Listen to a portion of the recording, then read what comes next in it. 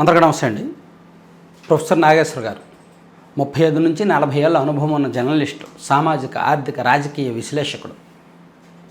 ఆయనకున్న పరిచయాలు, ఆయనకున్న స్థాయి, ఆయనకున్న నెట్వర్క్ వేరు. ఆయన సబ్స్క్రైబర్స్లో, ఆయన వ్యూయర్స్లో ఎక్కువగా చదువుకున్న వాళ్ళు, ఇంటలెక్చువల్సే ఉంటారు. బ్యూరోక్రసీ వాళ్ళు కూడా ఆయన ఛానల్ చూస్తుంటారు. దురదృష్టవశాత్తు ఆయన చూడండి, కొంతమంది అంటారు కదా, ఎవరినో నాశనం చేయక్కర్లేదు, ఎవరిని వాళ్ళని నాశనం చేసుకుంటారని. బహుశా ప్రొఫెసర్ నాగేశ్వర్ గారు ఇప్పుడు అదే దశలో ఉన్నారేమో. వయసు పెరిగిపోయి తను ఏం చేస్తున్నారో తనకు అర్థం కావట్లేదేమో, తను వెళ్తున్న దారి తప్పు అని తనకు అర్థం కావట్లేమో, తన క్రెడిబిలిటీ కోల్పోతున్నారు అనేది తనకు అర్థం కావట్లేదేమో. సో ఎంతోమంది అతని గురించి గొప్పగా చెప్పుకున్న వాళ్ళు, అరే ఇతని దగ్గర మంచి విషయ పరిజ్ఞానం ఉంది అని చెప్పుకున్న వాళ్ళే, ఇతని ఛానల్ నేను ఇన్నాళ్ళు చూశానా అని బాధపడే స్థితికి ఆయనే తెచ్చుకుంటున్నారు. ఏ జర్నలిస్టులకి ఒక పార్టీ అంటే ఇష్టం ఉండొచ్చు, మరో పార్టీ అంటే పడకపోవచ్చు. అది తప్పే కాదు. ప్రతి మానవ మాత్రుడేగా, జర్నలిస్ట్ కూడా ఒక మనిషేగా, ఒక వాటర్ అనేవాడికి వ్యక్తిగత భావాలు ఉంటాయిగా. ఒక పార్టీ అంటే నచ్చుద్ది, ఒక పార్టీ అంటే నచ్చదు, అది కామన్. కానీ అది మన వృత్తిలో చూపించకూడదు, మన అనాలిసిస్లో చూపించకూడదు. అలా చూపించాల్సి వచ్చినప్పుడు కల్పితాలు, ఊహించినవి అద్దకూడదు. జరిగిన సంఘటనల్ని డాట్స్గా మనం కనెక్ట్ చేయాలి, అంతే. అంతవరకే మనం పరిమితం. కానీ నాగేశ్వర్ గారు ఒక తప్పు చేశారు, తప్పు చెప్పారు. అలా చెప్పిన దాన్ని అది రివర్స్ అవ్వడంతో, తీవ్రమైన వ్యతిరేకత రావడంతో తను ఆ మాటలను వెనక్కి తీసుకున్నారు, ఉపసంహరించుకున్నారు. నాకు సోర్స్ రాంగ్ వచ్చింది కాబట్టి నేను ఉపసంహరించుకుంటున్నాను అని చెప్పారు. అక్కడితో అయిపోయింది. ఆయన ఒకవేళ ఆంధ్రప్రదేశ్ పోలీసులు అరెస్ట్ చేస్తే ఆయనకు మరింత సింపతి వస్తుంది, ఆయనంటే ఒక రకమైన గుర్తింపు వస్తుంది. ఒకవేళ అరెస్ట్ చేస్తే సిచ్యువేషన్ వేరేలా ఉంటుంది.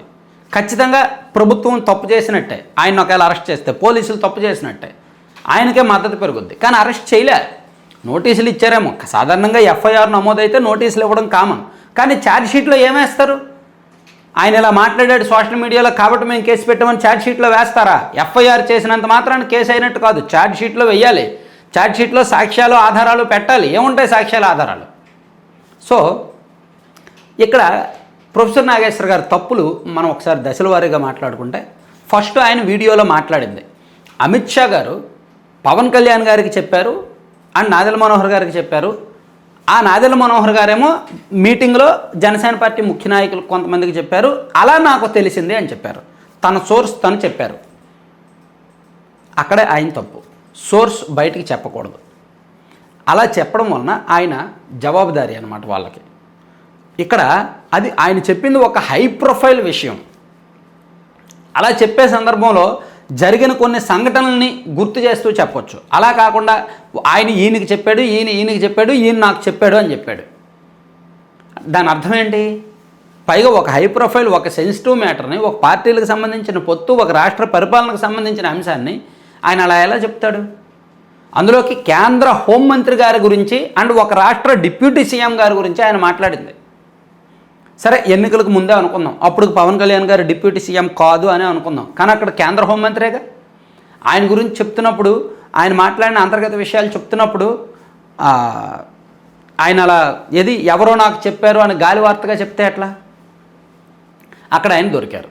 సరే, దాన్ని ఆయన ఉపసంహరించుకుంటున్నప్పుడు, నేను ఉపసంహరించుకుంటున్నాను, నాకు వచ్చిన సోర్స్ రాంగ్ సోర్స్ వచ్చింది కాబట్టి నేను నా వ్యాఖ్యలు, నేను చేసిన కామెంట్స్ ఉపసంహరించుకుంటున్నానని చెప్పారు. అక్కడితో సరిపోయింది. సరే, ఎవరికైనా సహజం, ఎవరైనా తప్పులు చెప్పడం సహజం, ఆ తప్పులను సరిదిద్దుకోవడం సహజం. సో దానికి ఈగోకి వెళ్ళకూడదు. ఈగోకి వెళ్తే మాత్రం పతనం అవుతారు. ఈ విషయంలో ఎందుకో ప్రొఫెసర్ గారు ఈగోకి వెళ్ళారు. వెళ్ళి ఆ తర్వాత ఇంటర్వ్యూల మీద ఇంటర్వ్యూలు, తన ఛానల్లో కూడా వరుసపెట్టి ఫ్రస్ట్రేషన్లుగా వార్నింగులు, సినిమా డైలాగులు. మీరు నన్ను చూశారు, మీరు నన్ను నిద్రలేపారు, నేను ఇంకా మీ పతనం చూస్తా, నేను బీజేపీని ఓడించాను, టీడీపీని ఓడించాను, ఎంతమందిని ఓడించినోడిని, సో మీరు మొదలెట్టారు కాబట్టి నేను ఎండ్ చేస్తా. సినిమా డైలాగులు, విపరీతమైన ఫ్రస్ట్రేషన్, ఆగ్రహం, కోపం. దానికి తోడు నిన్న తెలంగాణలో ప్రెస్ క్లబ్లో సహచర జర్నలిస్టులు అందరితో కలిపి ఒక మీటింగ్. పోనీ ఈ మీటింగ్ పెట్టడం తప్పు కాదు. ఆ సంస్కృతి అలా ఒక జర్నలిస్టుకి మద్దతుగా అందరు జర్నలిస్టులు రావడం చాలా మంచి విషయం. తెలంగాణ జర్నలిస్టుని ఆ విషయంలో అభినందించాలి. ఆంధ్రప్రదేశ్లో ఈ కల్చర్ ఉండదు. సో తెలంగాణలో అలాగే మద్దతు ఇవ్వడం మంచిదే. అయితే ఈ మీటింగ్లో కొన్ని వ్యక్తిగత అంశాలు ఎక్కువగా మాట్లాడారు. పవన్ కళ్యాణ్ గారిని పర్సనల్గా టార్గెట్ చేశారు ఒక ఆయన, పవన్ కళ్యాణ్ గారి పెళ్ళిళ్ళ గురించి మాట్లాడారు. ఇంకొక ఆయన ఏమో ఆంధ్ర తెలంగాణ మధ్య ఏదో గొడవలు జరిగిపోయేలాగా ఇంకొక ఆయన మాట్లాడారు. తెలంగాణలో ఉన్న విగ్రహాలన్నీ ఆంధ్రప్రదేశ్కి పంపించేస్తాము, సో ఆ చంద్రబాబు గారిని, లోకేష్ గారిని, పవన్ కళ్యాణ్ గారిని హైదరాబాద్లో అడుగు పెట్టనివ్వము, ఇవన్నీ మాట్లాడారు. అసలు ఈ గొడవకి, ఈ కేసుకి ఇవన్నీ ఏమైనా సంబంధం ఉందా? వీళ్ళ మీద వ్యక్తిగత విమర్శలు చేయాల్సిన అవసరం ఉందా? సో ఇది కూడా నాగేశ్వర్ గారు అంటే చూసేవాళ్ళు ఏమనుకుంటారంటే, ఇదేంటి నాగేశ్వర్ గారికి ఎందుకు వీళ్ళందరూ సరే మద్దతు ఇవ్వడం తప్పు కాదు, కానీ ఇలా ఎందుకు మాట్లాడుతున్నారు, వీళ్ళు రెచ్చగొట్టేలా మాట్లాడుతున్నారేంటి, విషయాన్ని పెద్ద చేస్తున్నారేంటి, అండ్ జర్నలిస్టులే వ్యక్తిగత విమర్శలకు దిగుతున్నారేంటి అని అనిపిస్తుంది. సో ఇలా వరుస పెట్టి జరుగుతున్న సీక్వెన్స్ అన్నీ చూస్తుంటే నాగేశ్వర్ గారు తప్పటడుగు వేస్తున్నారేమో.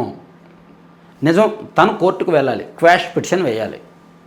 లేదు నేను కోర్టుకు వెళ్ళను, క్వాష్ పిటిషన్ వేయను అంటారా? ఖచ్చితంగా తనను అరెస్ట్ చేస్తే ప్రజా మద్దతు ఆయనకు ఉంటుంది. సో ఆ మద్దతుతో ఆయన నెక్స్ట్ ఏమైనా చేయొచ్చు. ఇక్కడ పోలీసులు అతన్ని అరెస్ట్ చేయడానికి రాలేదు కదా. ఒకవేళ అరెస్ట్ చేస్తే అరెస్ట్ చేయనివ్వకపోవడం అది వేరే విషయం. ఆ ప్రతిఘటిస్తారు, అప్పుడు జర్నలిస్టులుగా మద్దతుగా వెళ్తారు, చాలామంది మద్దతు ఇస్తారు ఆయనకు, పెద్ద పెద్ద వాళ్ళు కూడా. అప్పుడు ఆంధ్రప్రదేశ్ పోలీసులు డిఫెన్స్లోకి వెళ్ళిపోతారు, ప్రభుత్వానికి కూడా చెడ్డ పేరు వస్తుంది.